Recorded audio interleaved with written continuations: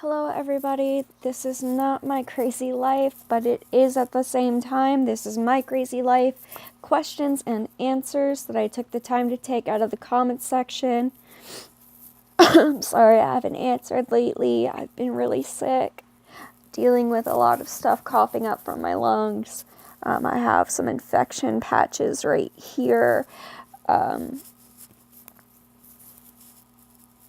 So I've been, in the last 4 days, I've literally only slept about 3 or 4 hours. And that's because this new medication the doctors put me on, it's acetazolamide. And today I called my doctor and requested for him to take me off it and put me on something new.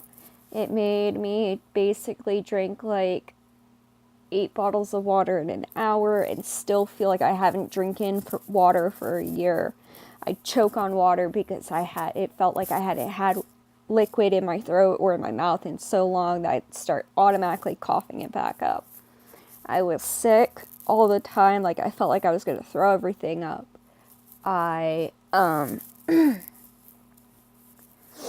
Everything that I ate tasted like iron. Literally iron. So I don't enjoy food, so it's made me lose my appetite for everything. And I'm one of those girls, anytime you bring me food, I'm down. I'm always down for food. So this is questions and answers. Part 1. I will use first names, but I will not use last names.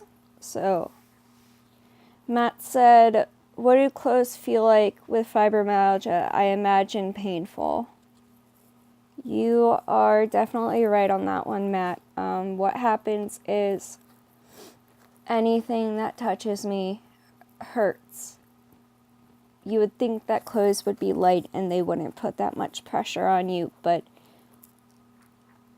with it still touching you, it's still sending those rapid fire messages from the nerves, and that in turn is causing all of the pain signals to be sent still. So it still does hurt extremely bad.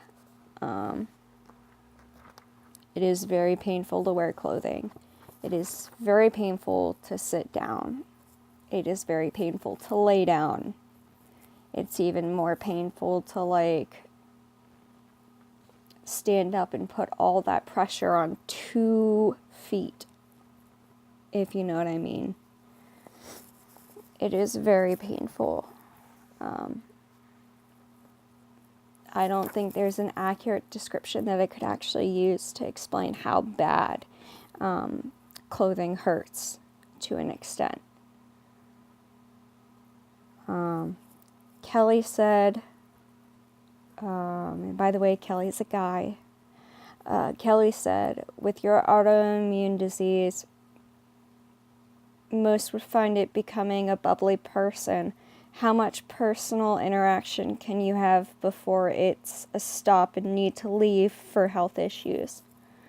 Well, Kelly, I went into a city once and I got 2 inner ear infections, pneumonia, and strep throat all at the same time.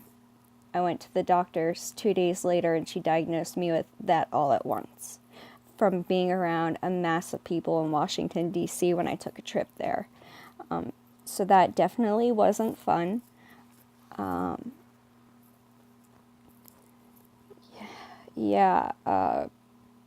The more people I'm around, the higher chance I have for getting sick. How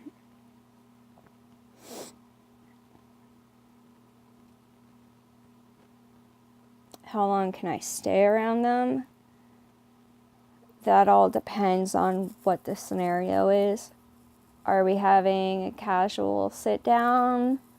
Or are we laying down and watching movies? Are we gonna go for a hike? Are we gonna go explore a big city? Preferably, I like to try to stay out of cities because, like I said before, I get really, really sick, and I can't necessarily explain it to you guys why, because even I don't understand myself. So basically, when I stop being a bubbly person is when I know that I've had enough for the day and I've done too much. So if I'm out and about and then all of a sudden I just feel this wave of pain and exhaustion wash over me, I know that whatever I'm doing, it's done. I've reached my limit for the day because I physically can't do anymore without causing myself excruciating pain and basically tearing my body down, which puts it at even more risk of causing me to be sick. But I am more than willing to watch a movie with you guys and stuff like that.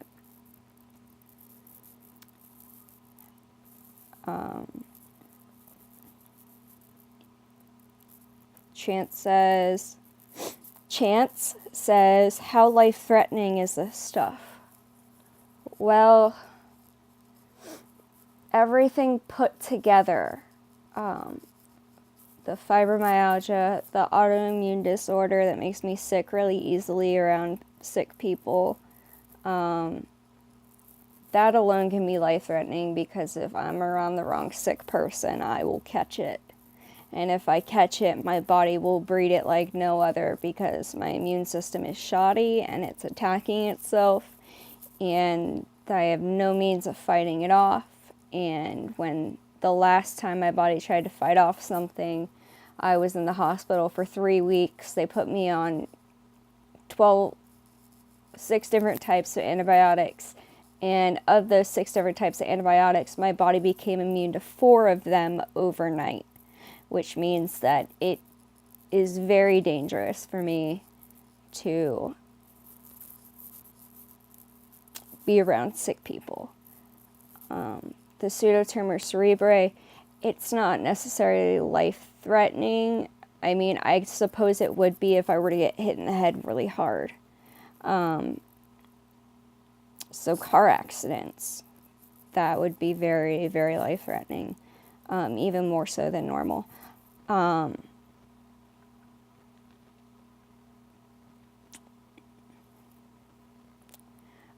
The condition that pseudotumor cerebri would attack the most is my eyes. So while it's not necessarily life-threatening just sitting around, it's very, very bodily threatening because it's attacking my eyesight and pushing down on the optic nerves. And loss of vision is the most common side effect with this really, really rare disease, pseudotumor cerebri.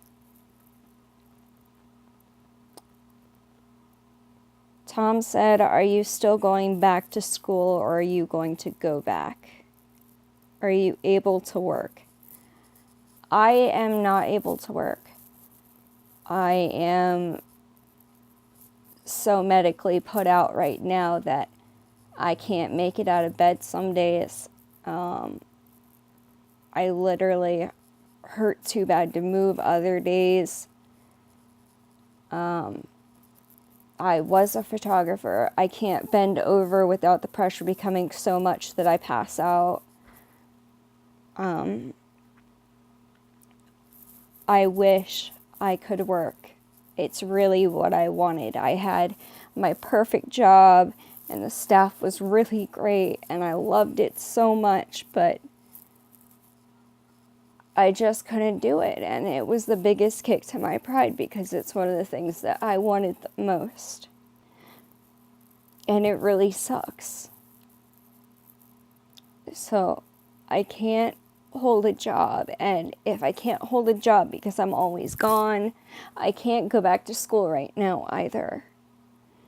And that's because I can't make it out of bed most days. So that just, I mean, it is what it is, and it really sucks, but it's the truth.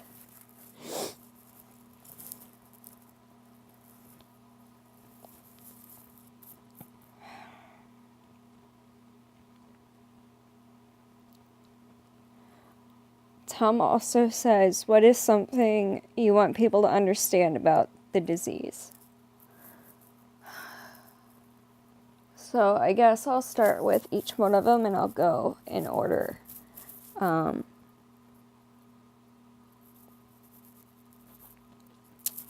I was 15, I got PCOS, which is polycystic ovarian syndrome. I'll talk about that in my chapter, or part 4 of my crazy life. It causes excruciating pain. Literally, you're curled up and bent over. I went through emergency surgery to get a cyst taken out that was the size of a grapefruit, like this, on the size of an ovary, like that. It took 95% of my ovary on my left side, so I don't even say I have an ovary on that side because it's not really there and doing anything. It's just kind of floating. The thing I want people to know about PCOS is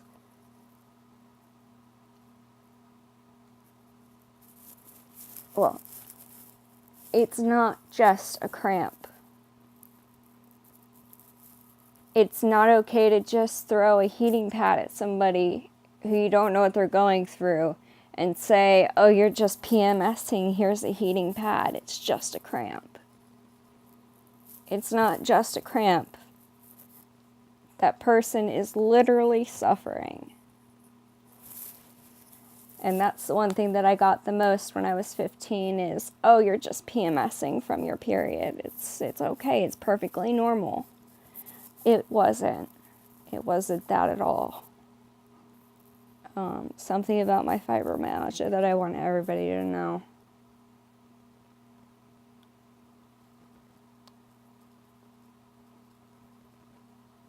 Yes, it hurts to be touched.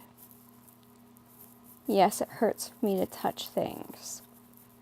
Yes, even the clothing on my back hurts. Laying down at night is excruciating. Getting up in the morning is even more excruciating. But I would cause myself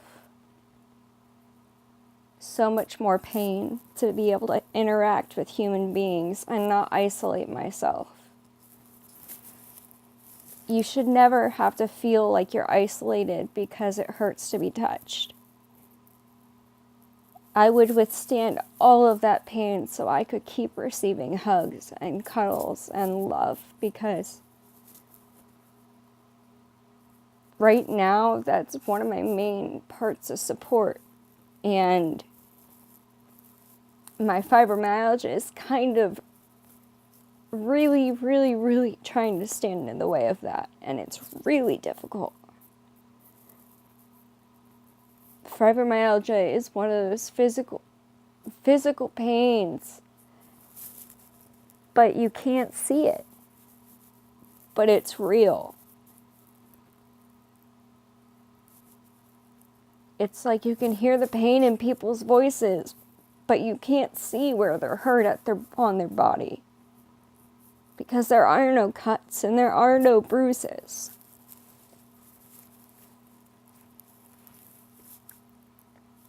I think the thing that I want people to know about fibromyalgia the most is that